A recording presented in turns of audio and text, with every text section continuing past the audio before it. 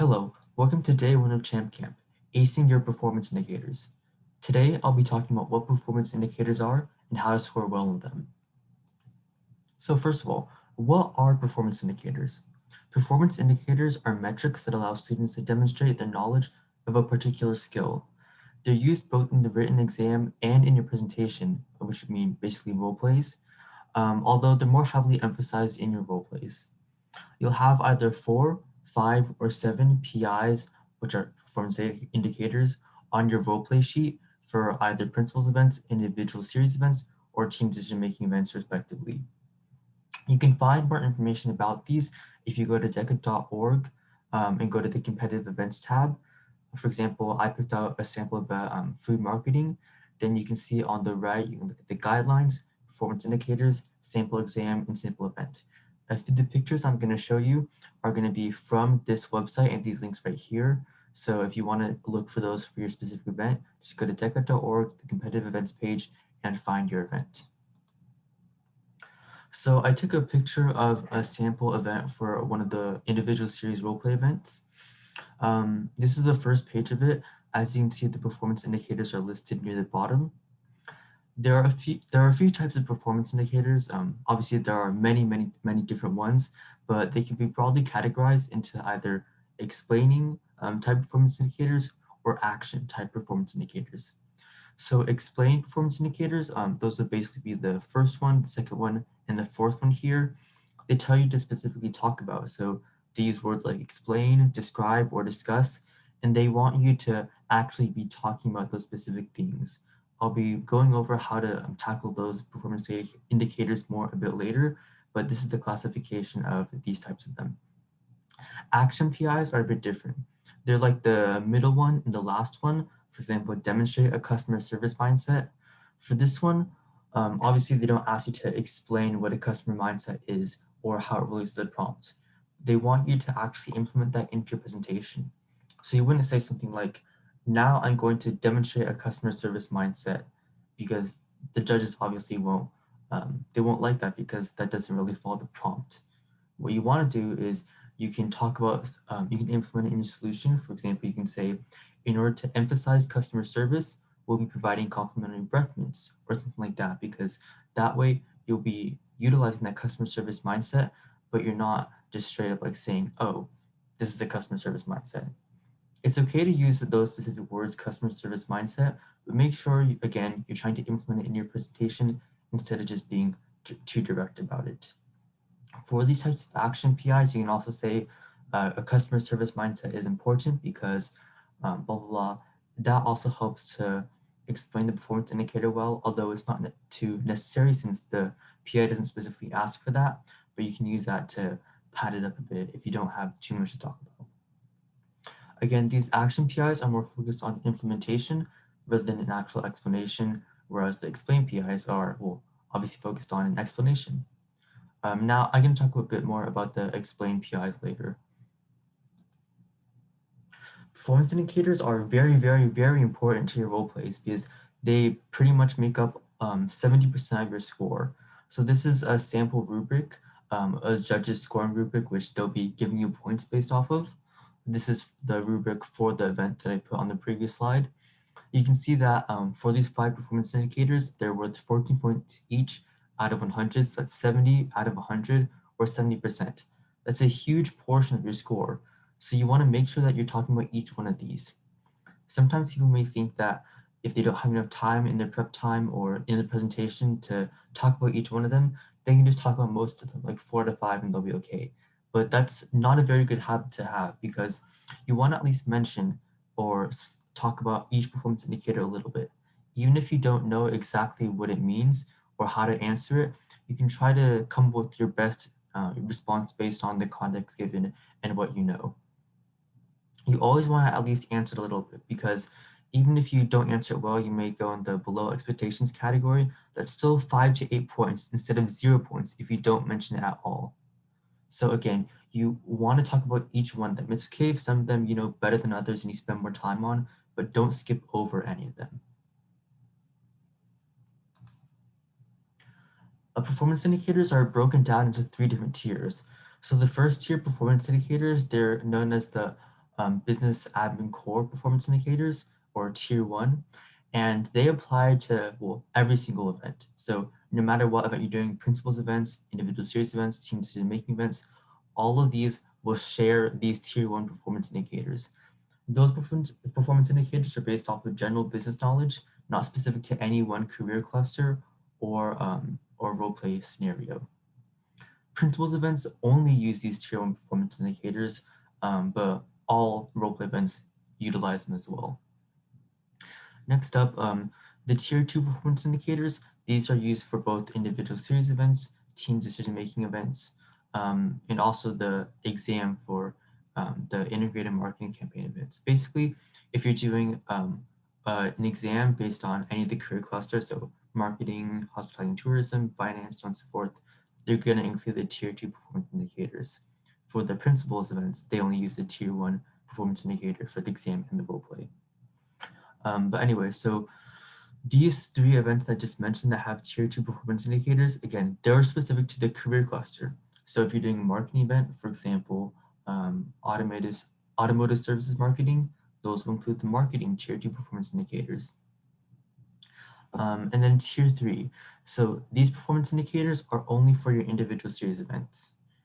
This is because they're really specific to kind of the category or industry of your specific career cluster. So if you're in the marketing career cluster, then these 3 performance indicators can either fall into the category of like marketing research or marketing communications or something like that. These will only appear on your role play, your individual series role play, and not on the exam. Okay, so now I'm going to talk about how to toggle performance indicators. These more apply to the explain performance indicators, but they also kind of relate to the action performance indicators.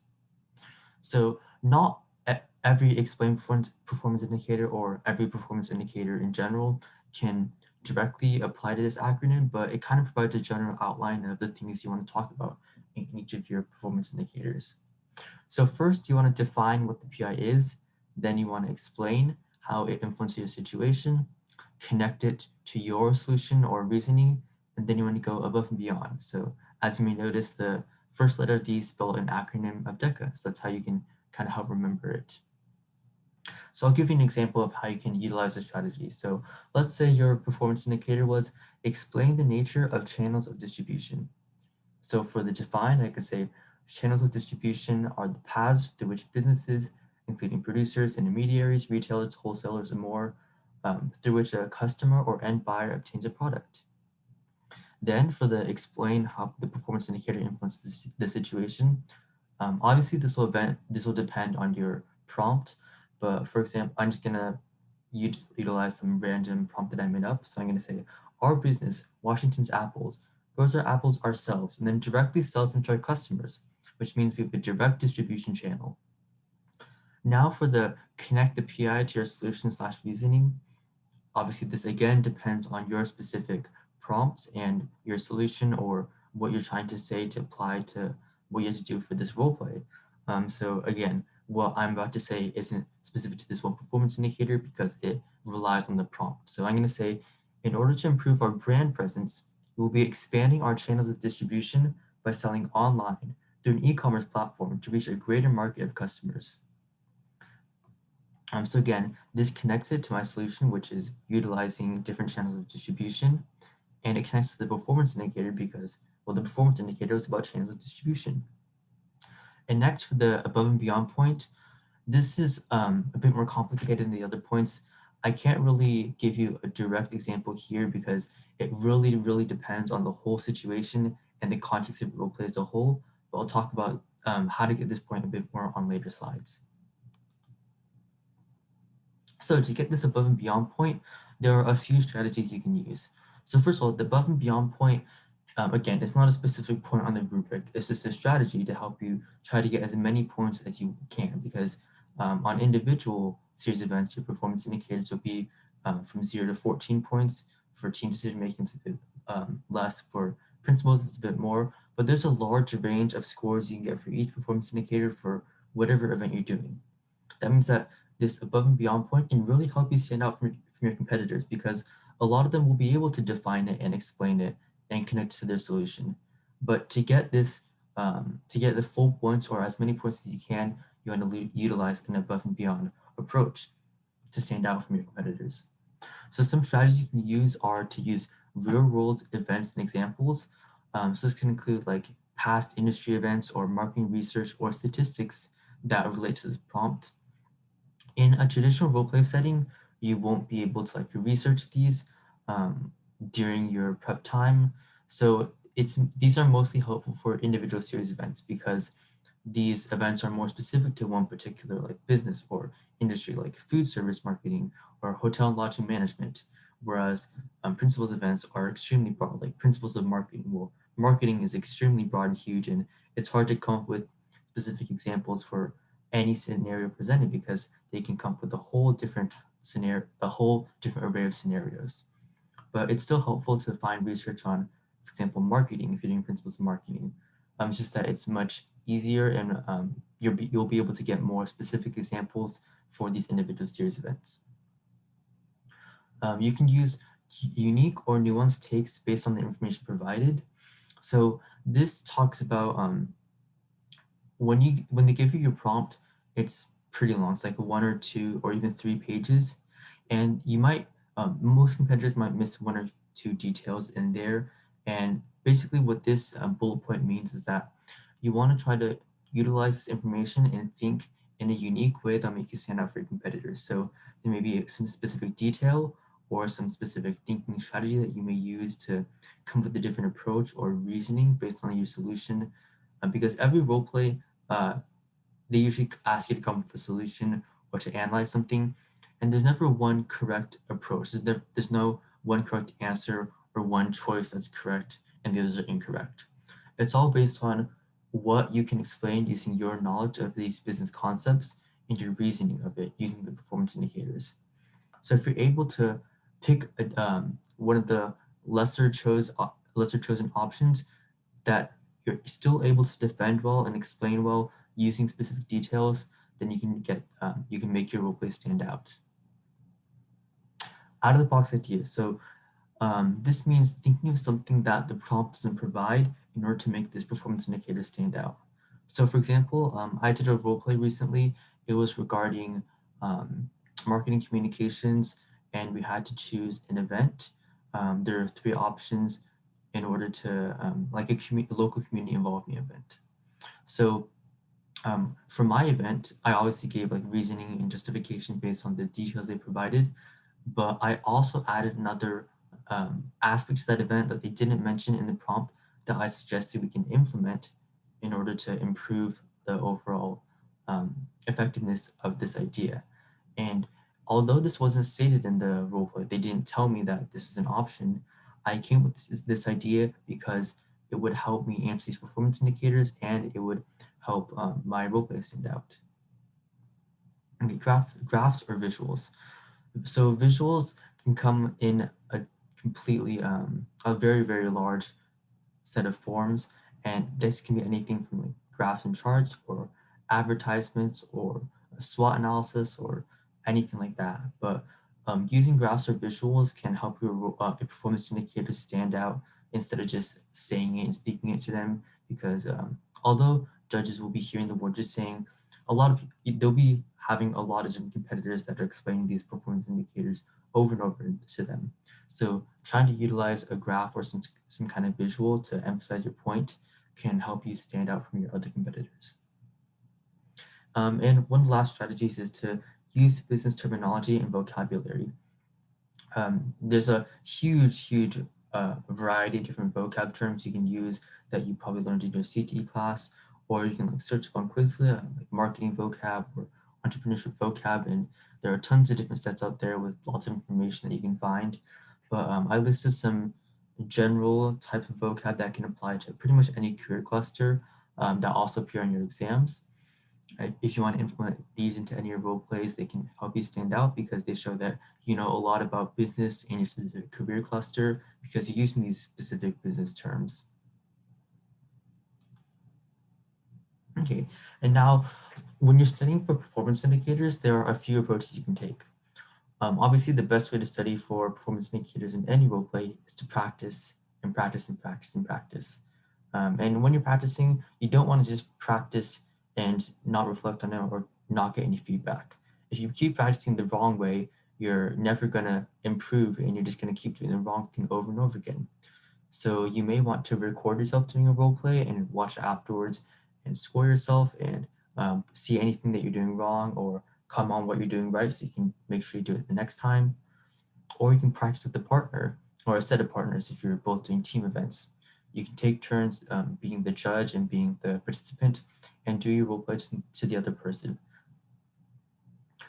The PI list. So if you go to the DECA.org and you go to the page I showed earlier, it lists all the performance indicators for your career cluster.